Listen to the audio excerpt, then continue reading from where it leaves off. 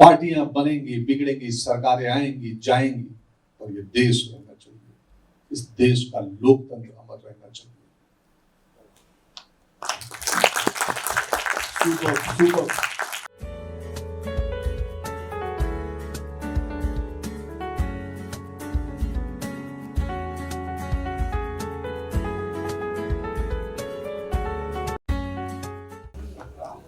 एक बार जोरदार तालियां everybody. We have the man of the moment Pankaj Tripathi ji and Bhanushali sir, both of us with us.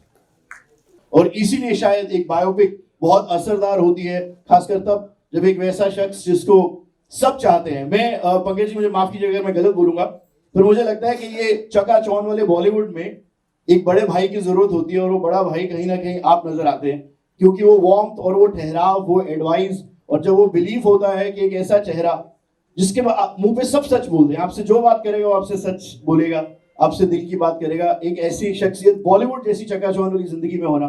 Thank you so much for being there. इसके लिए जनवरी बहुत important है, इस साल की शुरुआत बहुत इंपॉर्टेंट है, और उस शुरुआत में मैं अटल हूं बहुत इंपॉर्टेंट है।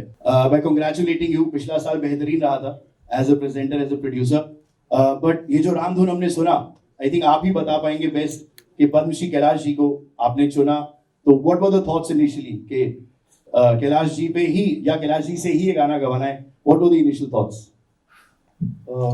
एक्चुअली जब ये फिल्म पूरी बन गई थी, उसके बाद में ये गाने का थॉट आया। एंड हम लोग जब फिल्म देखे तो हमको लगा कि जो अभी हम सब राम लला के वापस आने की जो तैयारी कर रहे हैं, और अगर फिल्म में सिचुएशन है तो क्यों नहीं एक राम धुन की जाए। तो जब कैलाश भाई के साथ में जस्ट ऐसी बात हो कि हमें एक 60 सेकंड एक्चुअली धुन चाहिए था, 60 सेकंड का राम धुन। उन्होंने 3 दिन के बाद में मुझे फ़ोन किया और बोला कि मैं पूरा गाना करूँगा। And he's written the song, he's composed the song, and he's sung the song.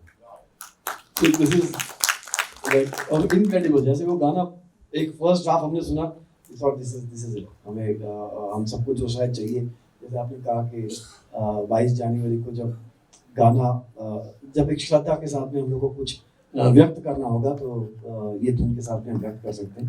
And we are missing him today, साथ में आ नहीं पाए यहाँ पे, but he is there with us. हमारे पंजाबी में सेम कहते हैं सर, संजोगा वाली गल है, मतलब ये संजोग से ही बात पूरी होती है। Correct correct. आपने 60 सेकंड के लिए उन्हें बुलाया and 3 days later give you call कि पूरा गाना तैयार है। Super. The man of the moment, मैंने जिनको बड़ा भाई रेफर किया, जो एक्चुअली में अटल जी को निभा रहे हैं, एक बार जोरदार तालियां फॉर पंकज त्रिपाठी जी।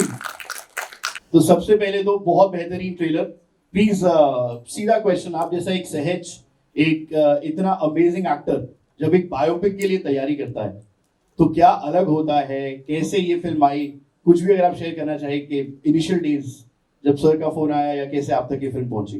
मैं जब इस फिल्म की सूचना मिली तो बहुत डरा हुआ था, तो मैं न्याय कर पाऊंगा क्या। तो पहले 1 हफ्ते डर में गए। मैंने विनोद जी को बोला कि रुकिए, मुझे नहीं लगता कि मैं करेक्ट व्यक्ति हूँ। तो इन्होंने बोला कि अगर आप नहीं करोगे तो फिल्म नहीं बनेगी। तो मुझे लगा ये तो मुझे जरूरत से ज्यादा करेक्ट मान बैठे हैं। मैं ही श्योर नहीं था, क्योंकि इतना बड़ा व्यक्तित्व है श्रद्धेय अटल जी का, और इतना पब्लिक फोरम में है कि उसको स्क्रीन पे रिक्रिएट करना बहुत चुनौतियों का काम है। कितना मिमिक करेंगे, कितना इमिटेशन होगा उनका, कितना नहीं होगा, बहुत मुश्किल काम था। और राइटिंग भी उतनी ही मुश्किल थी। इतने विशाल जीवन को 2 घंटे में कैसे आप समेट लोगे। तो यहाँ कहानी भी हो, बिगनिंग हो, मिडिल हो, एंड हो। जीवन में तो ये बिगनिंग मिडिल एंड में बहुत लंबा वक्त होता है। तो ये चुनौतियों में रवि यादव जी हमारे डायरेक्टर, ऋषि हमारे लेखक, उन सबका बड़ा योगदान है मुझे अटल बनाने में। तो यही है जो हमने किया है, जो भी किया है बहुत ही ईमानदारी और बहुत ही परिश्रम के साथ किया है। हमारी कृति रह जाएगी जो हम करेंगे इस दुनिया में। तो मेरे गुरु ने बोला कि व्यक्ति का आकार से ज्यादा इम्पोर्टेंट उसकी चेतना है। तो तुम प्रयास करो उनकी चेतना, उनके व्यक्तित्व, उनकी आत्मा को पकड़ो। तो हमने इमिटेशन का अमाउंट, उसकी चिंता छोड़ दी। फिर हम गए हैं आत्मा पे। जब आप फिल्म देख के निकलेंगे तो न मैं दिखूं, न कोई दिखे, अटल जी का व्यक्तित्व दिखे, उनकी आत्मा आपके साथ आपके घर तक जाए, और आप जाके अपने बच्चे को बोले कि कल वापस चलिए फिल्म देखने, क्योंकि तुम्हें जानना जरूरी है कि एक ऐसे व्यक्तित्व थे हमारे देश में। पंकज जी, एक और सवाल, बायोपिक्स कितनी जरूरी है? आई मीन बॉलीवुड का पिछले 5-7 साल में ऐसा रहा है कि बायोपिक्स आई हैं, उन्होंने इम्पैक्ट भी किया है। आपके हिसाब से as an actor biopics society के लिए कितनी जरूरी है? देखिए जी, हमें बेसिक आदमी की जरूरतें 3 होती है, रोटी, कपड़ा और मकान। हाँ, तो रोटी, कपड़ा, मकान के बाद चौथी सबसे इंपॉर्टेंट चीज क्या है लाइफ में? इंस्पिरेशन, प्रेरणा। प्रेरणा मिलेगी तभी आप कहीं निकलोगे जीवन में। तो इसलिए बायोपिक जरूरी है, क्योंकि प्रेरणा देती है, इंस्पिरेशनल होती है, आपको इंस्पायर करती है। लाइफ में सब ठीक है, लेकिन ग्रो करना है, आगे बढ़ना है, रोटी, कपड़ा, मकान के बाद कुछ चाहिए जीवन में, तो सबसे इंपॉर्टेंट चीज है प्रेरणा। और आई थिंक उससे इंस्पायरिंग शख्सियत और कोई नहीं हो सकती फिल्म को निभाने के लिए। वो विनोद जी ने पहले कंफर्म कर दिया था, आई थिंक ऑडियंस 19 को कंफर्म कर देगी। एक आखिरी सवाल before I throw it to the media friends. जब एक एक्टर कोई फिल्म करता है, स्क्रिप्ट पढ़ता है, अपने लेवल पे रिसर्च करता है, उसकी अपनी भी एक बहुत ग्रोथ होती है। कोई ऐसी चीज जो अटल जी के बारे में आपको ड्यूरिंग द रिसर्च या पढ़ते हुए आपको पता चली, जो आपको नहीं पता थी उससे पहले? और अब जैसे हमारी भाषा में, हमारी लैंग्वेज में कहते हैं कि मैं फैन हो गया एक बार फिर से उनका, तो समथिंग जो इन द प्रोसेस पता चला कुछ? बहुत कुछ। उनका डेमोक्रेटिक व्यक्तित्व, कि तुम मुझे नापसंद करते हो, मैं इस बात को पसंद करता हूँ। मैं नापसंद तुम्हें नहीं करूंगा, इसलिए कि तुम मुझे नापसंद करते हो। अटल जी ने और आडवाणी जी ने राम मंदिर के लिए बहुत लंबी लड़ाई लड़ी है, और अब रामलला आ रहे हैं और रामधुन के हम लॉन्च पे पहुंचे हैं। आप खुद बिहार से हैं, तो हमारे यहाँ राम को पाहुन मानते हैं। अब जब पाहुन आ रहे हैं मिथिला में आपके यहाँ, बिल्कुल, तो कितनी खुशी है पंकज त्रिपाठी को भी बतौर एक्टर भी, और क्योंकि अटल जी का रोल आपने निभाया है, तो कैसा लग रहा है? रामधुन के लॉन्च पर हम पहुंचे, हम तो बहुत खुश है। पंकज त्रिपाठी कितना खुश है? मैं भी बेहद प्रसन्न हूँ आप ही की तरह। मिथिला जहाँ से ये आती है, मिथिला सीता जी वहाँ की थी, तो हमारे यहाँ सिया राम बोलते हैं। सिया पहले आता है, शब्द राम बाद में आते हैं, और मिथिला में पाहुन मानते हैं उनको, जैसे ओरछा में राजा मानते हैं उनको। यही तो कमाल की चीज है भारत की, कि कहीं वो पाहुन है, कहीं वो राजा है, कहीं वो मर्यादा पुरुषोत्तम है। सवाल है कि आप इस मूवी में अटल बिहारी वाजपेयी जी का किरदार निभा रहे हैं, और उनसे बहुत से लोग इंस्पायर हैं। आप उनके किरदार जब आपने निभाया, तो आपने उनके रोल से क्या कुछ सीखा, क्या कुछ आप उनसे कितने इंस्पायर हुए?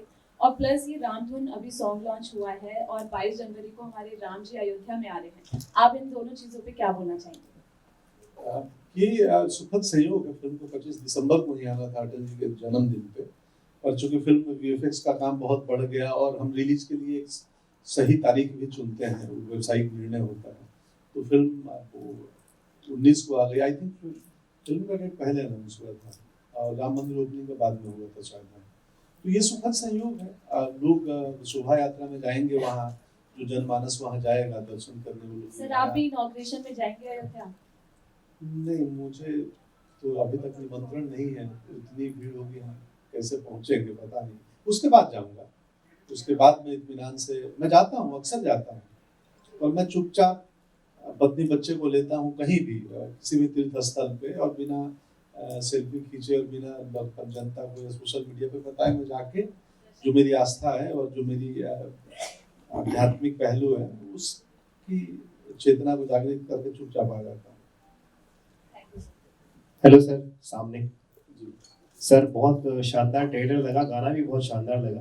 पंकज जी, मुझे आपसे ये जानना है कि आपको हम तरह तरह के रोल करते हुए देखते हैं, ये एक ऐसा अहम किरदार है जिसको आपने प्ले किया है, तो मैं जानना ये चाहता हूँ कि कितना आपको चैलेंजिंग लगा कि अटल के रोल में मैं आ रहा हूँ, तो इसको मैं बहुत अच्छे तरीके से प्ले करूँ, और कहीं कहीं पे हम जब देख रहे हैं तो हमें पंकज त्रिपाठी ज्यादा दिख रहे हैं और अटल का थोड़ा कम दिख रहा है, इमिटेशन और मिमिक्री नहीं लग रही है, तो किस तरीके से आपने इसको बैलेंस करा था? इसमें देखिए, फिल्म मेकिंग में निर्देशक की उतनी बड़ी भूमिका होती है, उतनी ही राइटर की, उतनी ही एडिटर की, उतनी ही सिनेमेटोग्राफर की, प्रोडक्शन डिजाइनर की।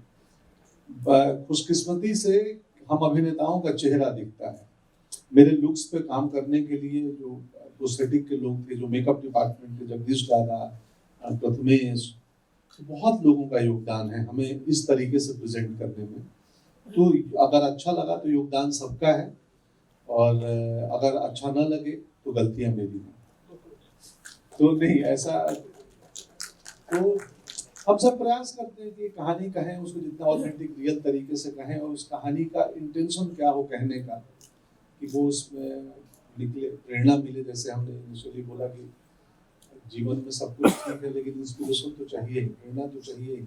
और श्रद्धेय अटल जी, कलाम साहब, अन्य लोग फिल्म इसलिए हिंदी सिनेमा वाले ऐसे व्यक्तित्व को पकड़ते हैं कि प्रेरणा भी मिले लोगों को, या कई अनटोल्ड कहानियां, अनटोल्ड किस्से जो नहीं जानते हैं आप उनके बारे में, वो भी देखने को मिले कि उनकी जीवन यात्रा कैसी थी। बटेश्वर, हम सब श्रद्धेय अटल बिहारी वाजपेयी जी को एक नेतृत्वकर्ता प्रधानमंत्री के तौर पे जानते हैं। हमारी फिल्म बताएगी बटेश्वर के उस लड़के की कहानी जो आगे चल के आदरणीय अटल बिहारी वाजपेयी बने। सर, इसमें आपने पूर्व प्रधानमंत्री अटल जी का रोल निभाया है, तो सर अटल जी से आपने, एक बेहतर आप कलाकार हैं, तो क्या सीख लिया इस रोल निभाते हुए आपने? क्या सीखा? हाँ जी सर। मैंने पहले बताया ना, मैं बहुत भीतर से लोकतांत्रिक हो गया हूँ। तो मैं कोई आलोचना करे मेरी तो भी मुझे कोई दिक्कत नहीं है, स्वीकार है। और निंदा भी करे तो भी स्वीकार है। Best of luck sir movie के लिए।